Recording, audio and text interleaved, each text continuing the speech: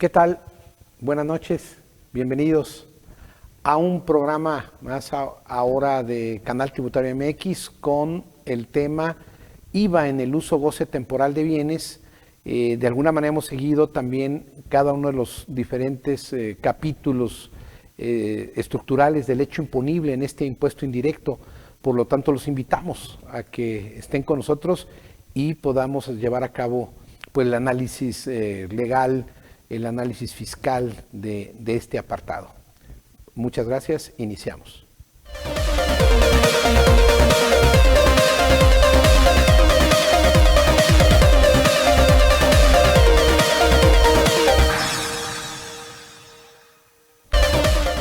¿Qué tal? Buenas noches. El día de hoy, con el tema el impuesto al valor agregado en el uso goce temporal de bienes, pues es uno de los temas que hemos dado de alguna manera un apartado para los elementos, yo diría, estructurales de la ley de impuesto al valor agregado, que tiene que ver con la configuración del hecho imponible y de las, vamos a decir, partes de la ley que son parte estructural del gravamen y con los alcances e implicaciones que tiene también para la empresa desde la óptica de la tributación de este impuesto indirecto. Bueno, como todos lo sabemos, iniciamos pues con el análisis de este impuesto al valor agregado desde la primera parte cuando hablamos del tema enajenación y prestación de servicios. Ahora con el día de hoy con el tema uso goce temporal de bienes, que es otro de los capítulos importantes y que en la práctica ver qué es lo que está pasando con algunos temas como devoluciones cuando se tiene saldo a favor en esta contribución, una vez que vemos la mecánica de considerar el IVA trasladable, el IVA acreditable y pagar evidentemente por esta diferencia, ¿no? Por la diferencia que tengamos a cargo en cada uno de los periodos impositivos y que ha tenido cambios. Como veíamos en su naturaleza, ya habíamos comentado que a través de la reforma fiscal desde 1980, pues teníamos este impuesto indirecto que vino a dar, pues sobre todo, solución a temas que tenía que ver con transacciones a nivel nacional y evidentemente a pues abrogar muchas leyes de impuestos, sobre todo indirectos, que eran considerados una superposición de gravámenes sobre productos específicos y en esta situación, pues bueno, entendiendo de manera conceptual el impuesto en donde cada uno de los conceptos como prestación de servicios, enajenación, el otorgamiento del uso goce temporal de bienes o el tema de importaciones, también pues es de alguna manera especializado en ver cada uno de esos capítulos y en la estructura propiamente del hecho imponible que se define propiamente en el artículo primero de la ley de impuesto al valor agregado y bueno, es uno de los puntos medulares. Bueno, cuando estamos hablando del uso goce temporal de bienes, evidentemente tenemos que aludir al tema del derecho federal común, es decir, a la legislación civil, entender precisamente que desde la óptica del derecho, el acuerdo o convenio en general, en donde se otorga ese uso goce temporal de bienes, pues lo sabemos cuando tenemos contratos de arrendamiento, cuando tenemos ciertos contratos como por ejemplo de aparcería, algún tema que tuviese que establecer determinados parámetros en donde entreguemos precisamente el derecho, el aprovechamiento temporal de cosas, los cuales se definen propiamente en la etapa contractual, en la que ese bien determinado evidentemente establece entre dos partes que va a tener uno titular de ese derecho, de esa cosa, de ese bien, y otra parte de las partes en la cual en esa relación contractual, a cambio de un precio cierto en dinero, una contraprestación, va a enterar el pago correspondiente. Entonces, pues propiamente sería desde la óptica de los contratos, esta institución de carácter civil, mercantil, que de alguna manera es la solución al tema de hacer una liga jurídica en donde esta liga jurídica va a ser fuente propiamente de obligaciones y de derechos en los cuales pues cada una de las partes tiene que cumplir con las prestaciones a las que se obligó desde la óptica contractual. Por eso la legislación en este caso fiscal, cuando entramos al tema el tema fiscal y hablamos sobre todo de la sustancia económica, de las relaciones económicas que subyacen en la figura propiamente del hecho imponible, es decir, el presupuesto objetivo que establece el legislador en la norma para regular el tipo de gravamen. En este caso, selecciona, vamos a decir así, categorías en las cuales yo diría son categorías globales de no ir definiendo que el régimen, por ejemplo, de efectos que tuviese cada contrato en el ámbito del otorgamiento del uso goce temporal, sino que aquí le va a dar el tratamiento, le va a dar un régimen fiscal a aquellos contratos que principalmente tengan o intervengan con el uso goce temporal de bienes para evidentemente determinar que esa parte de dar algo a cambio de una contraprestación, pues evidentemente obviamente aquí va a determinar que la otra parte también tenga el beneficio de tener un bien. En este caso, cuando hay un arrendamiento, pues hay un bien inmueble en el cual ese otorgamiento de uso goce temporal recae precisamente en la figura y hay una contraprestación por la misma. Entonces, aquí este impuesto al valor agregado, un impuesto indirecto que vimos esa naturaleza, tiene propiamente su definición esta parte que viene en IVA. Dentro de las figuras en general, donde estamos viendo este tipo de contratos, podemos entender como el arrendamiento, el usufructo, el tiempo compartido, el comodato. El tiempo compartido, si bien se había implicado como una prestación de servicios, evidentemente por la temporalidad y por el derecho que también implica, se establece su tratamiento fiscal de esta figura dentro de esta categoría del otorgamiento de uso goce temporal, y en los contratos que precisamente se celebren y que genera esa contraprestación, pues eres un punto importante de generar sobre esas contraprestaciones el determinar la base gravable y determinar la tasa del 16%, que de alguna manera sabemos que es la tasa general.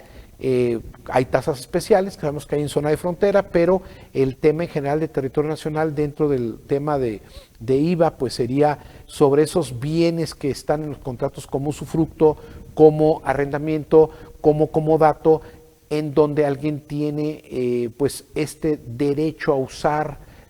temporalmente ese bien, y a cambio de esto evidentemente será el pago de una contraprestación, la cual aquí es donde sería vamos a decir, la parte, diríamos, cuantitativa de esta relación contractual privada, obviamente en el ámbito privado, pero que es relevante cuando el propio hecho imponible que establece la ley de impuesto al valor agregado, pues elige precisamente este tipo de acto para que integre precisamente este concepto del régimen fiscal que le da al uso goce temporal de bienes dentro de la normativa de esta ley. Estableciendo los alcances precisamente de tanto el usufructo que vimos, definiciones, también importantes reformas para 2022 en el tema de usufructo en materia del impuesto a la renta, tratándose precisamente de ese otorgamiento de este derecho real y temporal de disfrutar bienes ajenos y de percibir precisamente frutos naturales, industriales o civiles, precisamente pues nos da el efecto, la sustancia también de obtener a través de esto utilidades, frutos, provechos, ganancia, etcétera, dentro de este otorgamiento del derecho real y temporal que se establece dentro de este mecanismo legal definido precisamente en el Código Civil Federal y que da esos aspectos en general, ¿no?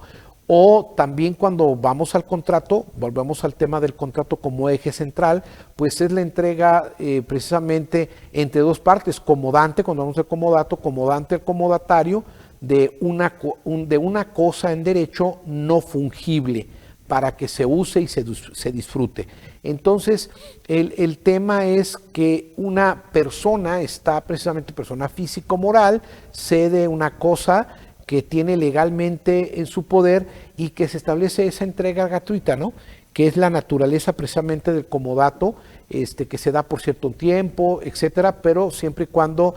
se devuelva. Si esencialmente es gratuito, evidentemente no, cuando hablamos que no hay retribución ni temporalidad, pues evidentemente entramos con el tema de bienes que se encuentran precisamente como ejemplo un inmueble, etcétera, pues estaría precisamente dentro de la definición de comodato como elemento central, como parte contractual entre las partes. Entonces, ahí tenemos esa connotación del comodato. Hay que establecer también y recordar que no obstante que detectemos que estamos frente a al régimen fiscal del impuesto al valor agregado como impuesto indirecto en el tema integración de la base gravable con el valor que tenga el contrato, evidentemente entramos a un tema también que las autoridades fiscales haciendo una revisión o una auditoría, en este caso una empresa que celebre ese tipo de contratos, pues evidentemente estamos de manera muy importante determinando que la autoridad cuenta con mecanismos legales, como por ejemplo serían las presunciones legales, que hemos ya hablado en alguna ocasión, las presunciones legales, que decíamos que hay de dos categorías, ¿verdad? Absolutas y relativas. Cuando hablamos de un tema de presunción absoluta, presunción legal absoluta, estamos hablando de un tipo de norma de carácter fiscal en la cual evidentemente lo que hace es el legislador es diseñar un mecanismo para en todo caso hacer una carga de la prueba entonces diversa a la que le correspondería a la autoridad a acreditar determinado hecho, elementos de un hecho imponible, acreditarlo, probarlo cuando un contribuyente lo actualizó, pues en este caso sería una facilitación del tema de la carga a la prueba para que sea el propio contribuyente el que tenga esa carga cuando se dan ciertos elementos que establece el legislador a través de los artículos diversos como el 55 del Código Fiscal de la Federación, que establece, vamos a decir, las hipótesis por las cuales podría, en todo caso, la autoridad determinar de carácter presuntivo el valor que tiene un contrato de usufructo, el valor que tiene un contrato, por ejemplo, de comodato, el valor que tiene un contrato de tiempo compartido, que es el que sobre todo consideramos como una prestación de servicio de tiempo compartido, como acto jurídico principal, pues tenemos que la autoridad, cayendo en las causales que están en el artículo 55 del Código Fiscal de la Federación, pues vamos a establecer precisamente que la autoridad podrá determinar ingresos, remanente distribuible, en todo caso también utilidad, etcétera, pues lo va a poder determinar a través de las diferentes causales. En el caso del 55, con los procedimientos que contiene el 56, y evidentemente va a también poder aplicar ya sea la determinación de una utilidad propiamente en el 58, o también determinar la parte presuntiva de lo que sería el precio. Entonces, y dentro del precio evidentemente pues estamos en la connotación de que las partes pudieran estar estableciendo algún precio que no corresponde al valor que está considerando un contrato, por lo tanto la autoridad cuenta con 5 años como regla general para auditar esa operación y determinar que ese no es el valor que tiene el bien en este caso el derecho, o el derecho real o temporal de disfrutar los bienes ajenos, que dijimos en el caso del contrato de usufructo, o en el tema del comodato, cuando tenemos un tema de poder hacer gratuitamente y por un tiempo y siempre que se devuelva este tipo de contrato, y aunque el tema de hablar entre empresas y entre empresas relacionadas, pues entonces la autoridad pudiera en todo caso estimar que el comodato que se establece como terminología gratuita se está destinando a una actividad empresarial o se está llevando un lucro y se está obteniendo un beneficio y además tuvo efectos fiscales de registrarlo como un tema de ya sea de un derecho de inversión, etcétera, pues estaríamos bajo el análisis de lo que la autoridad fiscal pudiera determinar en estos parámetros para ver si los valores que se están declarando como tema del otorgamiento de uso o goce temporal de bienes, que obviamente hablamos territorio nacional, que se den dentro del territorio nacional sobre esa concesión de un uso o goce temporal de un bien, decimos en este caso, tangible, porque aquí estaríamos hablando del otorgamiento del uso o goce temporal cuando hablamos de comodato, cuando hablamos de usufructo, cuando hablamos de contrato de tiempo compartido, pues evidentemente estamos hablando de un bien de carácter tangible en territorio nacional, ¿no? Ese sería cuando precisamente ese bien se encuentre al momento de entrega material dentro del territorio nacional, porque si este bien se encuentra evidentemente fuera del territorio nacional o fuera de lo que el artículo 8 del Código Fiscal de la Federación establece como elemento de determinar que está dentro de lo que tiene esa connotación para configurar el hecho imponible, pues tendríamos que precisar ese punto, ¿no? Que esté dentro del territorio nacional y el momento en que se pague el IVA, evidentemente en el tema de uso o goce temporal de bienes, es el momento en que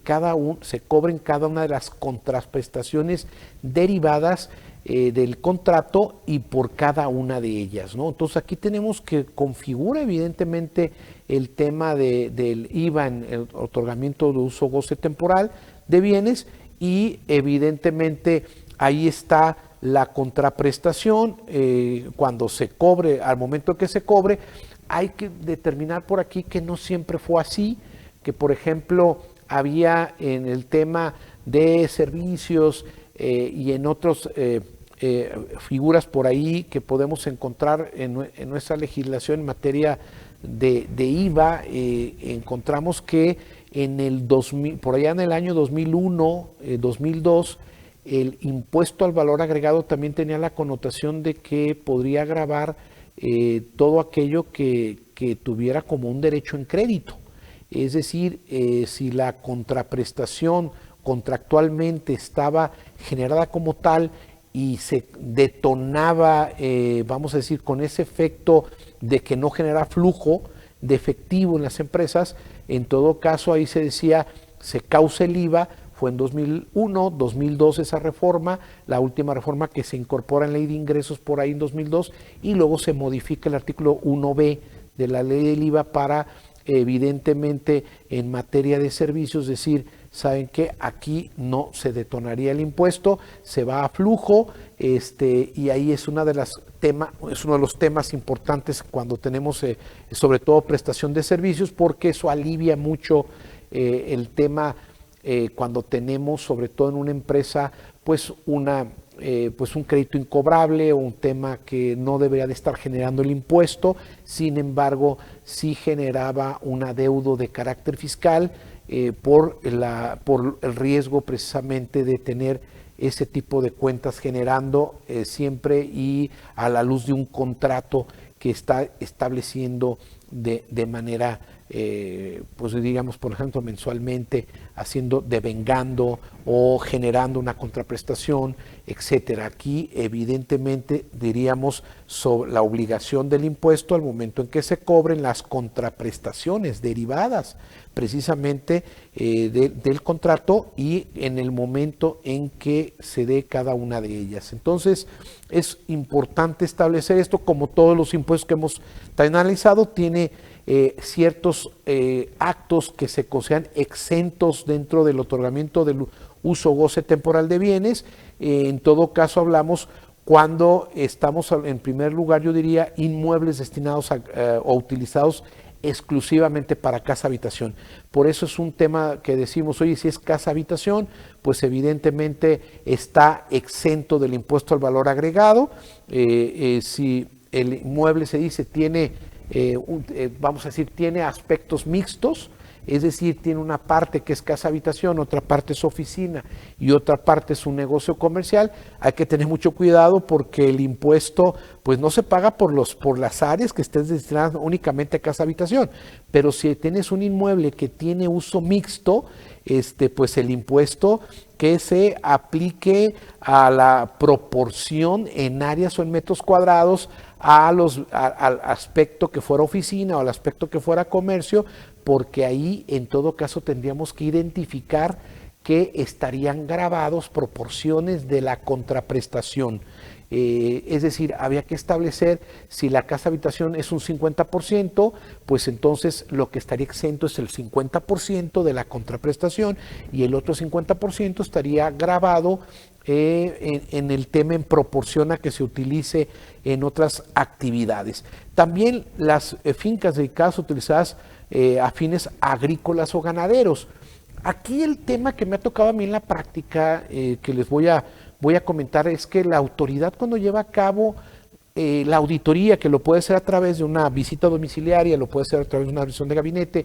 una revisión electrónica, ahora a través del buzón tributario, pero también puede hacerlo a través de una solicitud de devolución cuando el propio contribuyente presenta sus solicitudes de devolución y la autoridad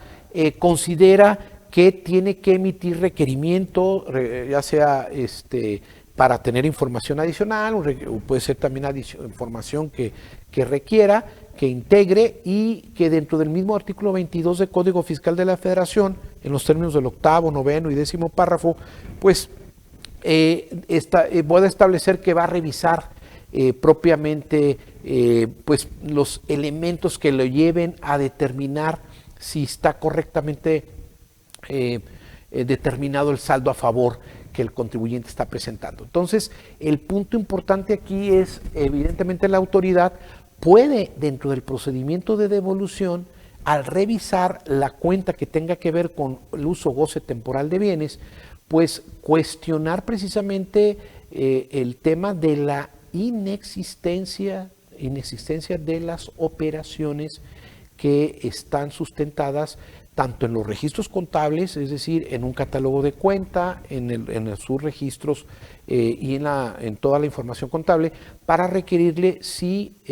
pues hay un tema, vamos a decir, como hablamos aquí de un tema tangible, como lo dijimos, de la existencia de una sustancia económica, de la materialidad, en la cual lo que sí hay que tener es una precisión.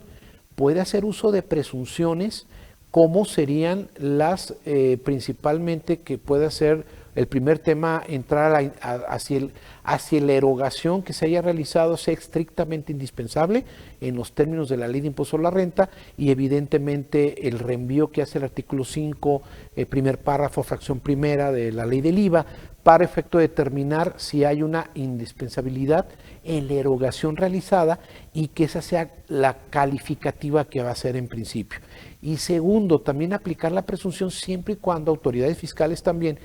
determinen que tienen la aplicabilidad de una presunción de inexistencia de operaciones, de que deben probar las autoridades el hecho base de la presunción. Y es uno de los temas que la autoridad fiscal todavía no ha entendido de qué se trata ese punto, porque la mayoría de los actos administrativos que me ha tocado a mí revisar en la práctica, pues han sido motivaciones ilegales en donde no determina cuál es el hecho base que debe de probar. La autoridad, para poder pasar a la aplicación de una determinación presuntiva, y yo diría la relativa, la que tiene que ver con lanzarle la carga de la prueba al contribuyente para que acredite materialidad, en este caso de un contrato que es un bien, sobre un bien tangible que se otorgó el uso goce temporal de bienes, pues tiene que probar fehacientemente el hecho base. ¿Cuál sería el hecho base que debe de probar? Debe de probar, fíjense bien, a través de la inferencia argumental, debe de probar precisamente cuál sería el supuesto que le lleva a razonar que hay inexistencia de la operación. Es decir, si lo que establece es que no existe el bien materia del contrato, pues tendría que demostrar, por ejemplo, que una de las partes en el contrato, en este caso el arrendador, o quien está en el comodato o en el tiempo compartido, no existe el bien. Es decir, que posiblemente pudiera basarse en su base de datos institucional, en los términos del 63 del Código Fiscal de la Federación, que le serviría para motivar sus propios actos y actuaciones dentro del procedimiento para determinar que este contrato es un contrato que es un cascarón, que no existe un bien inmueble. Entonces, al decirle, ¿sabes qué? Detecté en las declaraciones de una de las partes que no me tiene declarado un bien, no tiene un bien que sea propietario. Por lo tanto, los temas del acreditamiento del impuesto al valor agregado que le dio esos elementos son inexistentes. Pero tendría que probar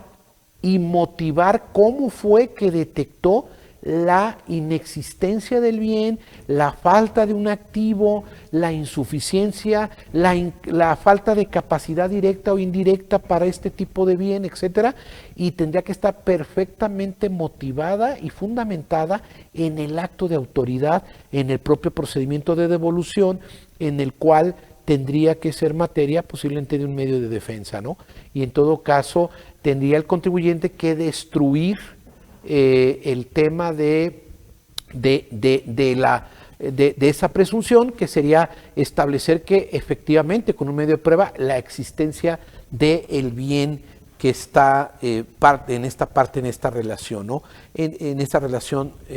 obligacional. Entonces decimos que la base gravable en el tema del uso goce temporal de bienes, pues se considera esta contraprestación por otorgar el uso goce temporal, las cantidades que además se carguen por conceptos de impuestos, derechos, gastos de mantenimiento, construcciones, reembolsos, intereses normales o moratorios,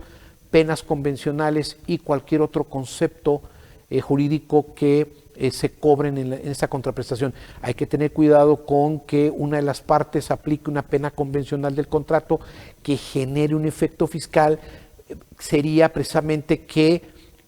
pues nos incremente la base gravable, ¿no? Que sea mucho más, o si genera el impago, intereses normales o moratorios que también formarían parte sobre la base gravable a la que le van a aplicar precisamente la tasa general, en este caso la tasa que conocemos del 16%,